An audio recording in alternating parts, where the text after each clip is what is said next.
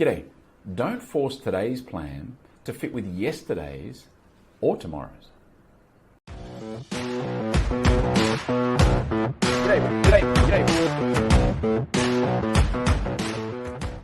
I had an interesting challenge yesterday where I was trying to put together a proposal for the middle stage of a consulting project.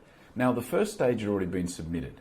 The latter stage had not necessarily been discussed, but I did have a clear idea in mind of where I wanted it to end up, and particularly how we could position ourselves to be the company that actually was part of that later stage. And so I found myself in a situation where I was essentially trying to work from the middle out. I was trying to put together a proposal of what is needed today based on what had been discussed previously and what had been submitted in that earlier proposal, and also based on where we needed to be at the end, ensuring that we, again, were positioned to be the people that, or the company that was part of that process.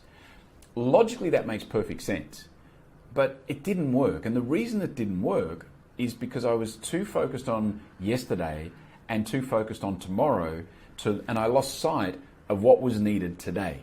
The important part about the proposal for today was that it reflected where we're at today, what is needed today. And this is not a COVID conversation or anything like that. It's relevant anytime.